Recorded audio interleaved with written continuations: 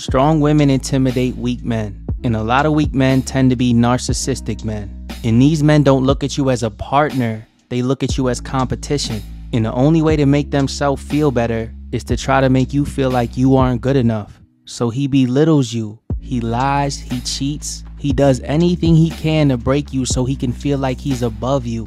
But he won't let you leave because deep down he knows that you are a good woman, and he doesn't want a good man to get his hands on you. Because see, when you meet a strong man who is confident in who he is, you are no longer competing. You are working together as a team.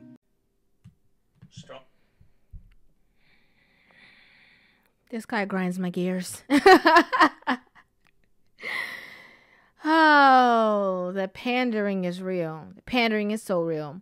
Let me play this one more time. Okay, let me play this one more time so you guys can hear what this man says. Strong women intimidate weak men, and a lot of weak men tend to be narcissistic men. And these men don't look at you as a partner, they look at you as competition. And the only way to make themselves feel better is to try to make you feel like you aren't good enough. So he belittles you, he lies, he cheats, he does anything he can to break you so he can feel like he's above you. But he won't let you leave because deep down he knows that you are a good woman, and he doesn't want a good man to get his hands on you. Because see, when you meet a strong man who is confident in who he is, you are no longer competing. You are working together as a team. Here's the biggest problem with this conversation, okay? Here's the biggest problem. A lot of women constantly mistake strength with disrespect, with being rude, with being outspoken, with having to have the last word, with challenging their man's manhood, emasculating their man. They think that all of those things define strong, when in actuality, all of those things define weakness in a woman. It's weakness in a woman when you have to resort to disrespect because your feelings are hurt. When you have to emasculate or challenge the thought of your leadership because he's not doing exactly what you want him to do when you want him to do it. That's weakness. Strength in a woman looks like not having to explain or overemphasize anything, not having to challenge you. Not having, because you said this, I'm going to go tit for tat for you. You know how easy it is and how much power it does not take? How simple it is to respond to negativity with negativity? You know how easy that is? Children do that. Walk up to a child and slap that child and see if that child don't come back and go, and hit you. It's easy. You know what's difficult? What takes real strength? What takes power? Saying nothing.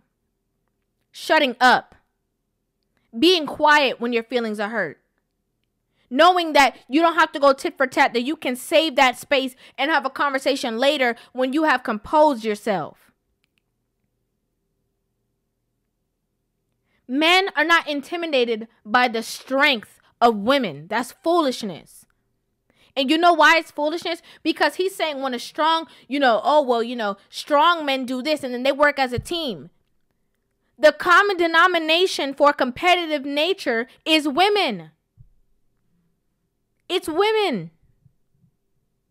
A woman could be in a relationship with a good guy.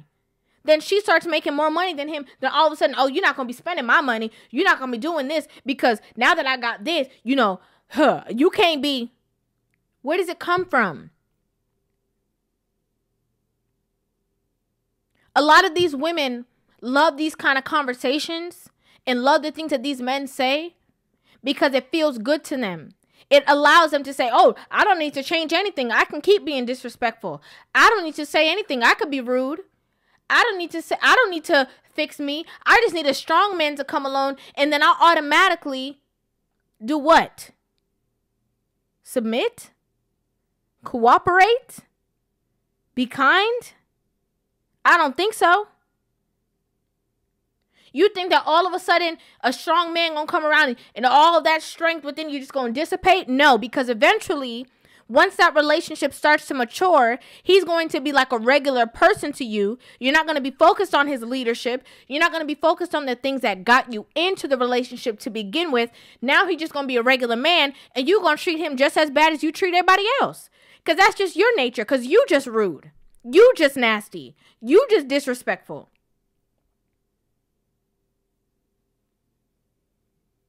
Strength to women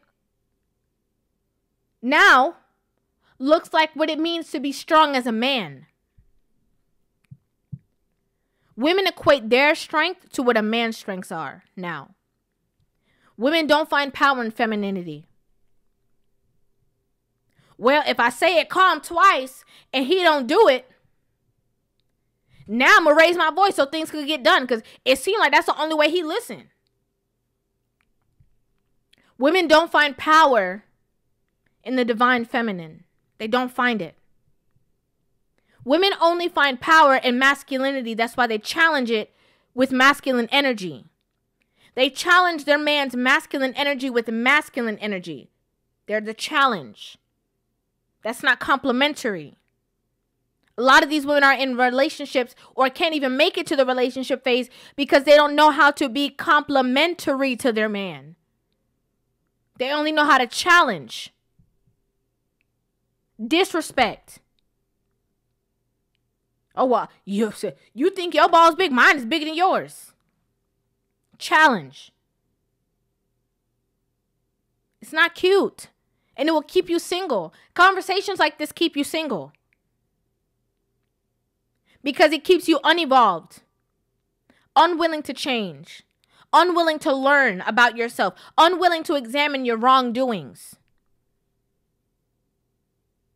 That's what it keeps you. It keeps you bound. There is no doubt that there are people who are in relationships with people, men and women, who both deal with people who are narcissistic or have narcissistic ways. A lot of times, y'all just be throwing around that word narcissistic like you like to sprinkle it. Just to prove that you're not the wrong person in the relationship. Yeah, girl, well, we was just uncompatible. You know, we didn't get along. He was not nice. He didn't buy me flowers every day. He didn't shower me in gifts like so-and-so's husband. And also, he was a narcissist. Y'all just put it in there for a little razzle-dazzle. Don't even know what it means. A lot of people don't know what that word means. Can't even define it. A lot of y'all need to replace the word narcissist with just selfishness. A lot of people also need to take the gaze off of looking at their partner when they read what it means to be narcissistic. And sometimes you'll find that the same person who's calling somebody else narcissistic has those traits within themselves. Isn't that a shocker? There's no doubt that men and women alike have partners that sometimes are holding on to them and who are not necessarily on the level to actually be with or encompass that entire person. And so they try to keep them bound in the relationship to make them stay with them. Absolutely. But stop making it a one-sided thing. Because there's a lot of women who are guilty of seeing a man who has potential here and trying to control him. Oh, why are you going out the house? Why are you going with your boys? Why are you doing this? Why are you doing that? Oh, you going to start a business? You might as well just stay at your regular job. Oh, you going to do this? You might as well just do that. There's a lot of women who do that because they know that once that man realizes the amount of options that he has and the fact that he don't got to deal with your mouth and he don't got to deal with your disrespect, and he don't got to deal with your emasculation tactics, that he can go be with somebody else who's actually peaceful, that he gonna run for the hills. And y'all don't want that. So a lot of women are keeping their men bound. Also, stop making it a one-sided conversation. Because just because a woman is a woman does not mean she's perfect. Does not mean that she has no wrongdoing. Does not mean she can't be toxic. And again, one of the main problems a lot of these women have right now is they only find strength in masculinity, not in femininity. That's why there's a lot of men coming up and saying, you're masculine, you're in your masculine energy, because they are. because they think that's where all the power resides. All the power resides in masculinity, so I'm going to be masculine. Why don't you be the balance? Why don't you try being the balance for a change? Who cares if you've never seen it? Who cares if it doesn't feel good? Who cares if sometimes your feelings are hurt and you still got to be able to be in your feminine role and not say what's on the tip of your tongue? Who cares? That's what's going to keep the relationship together. That's what's going to keep the respect that he has for you. Because every time you disrespect your man, he has a list, believe me.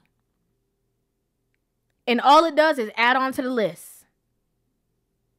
Till you become undesirable. Till you become somebody that he feels like he always got to be combative with. That he just have the word sitting ready because he know how you stay. He know how your mouth do. You disrespectful all the time. Till he just sitting there. He's sitting already waiting for you. Undesirable. Don't want to be with you. Don't want to sleep with you. Don't want to be around. Don't want to go on a date. Don't want to hang out. Don't want to romance you because he can't stand you. And I'll do everything for him. I cook. I do this. I do that. I don't see what the problem is. I don't know why he can't do that, because you can't fathom that you've had a part to play in this. You can't fathom that you've done things to run this man out. You can't imagine. It can't possibly be you. I can't stand this narrative, guys. I can't stand it. I can't stand the people who think that they can say all these things to women. And it's very counterproductive. It's just very counterproductive. Very, in my opinion. Okay? In my opinion. Let me know what you guys think about this in the comment section down below. I'd love to hear you guys' opinions on this video. Make sure you guys hit that subscribe button and give this video a thumbs up. And I will see you guys in the next one. Love you.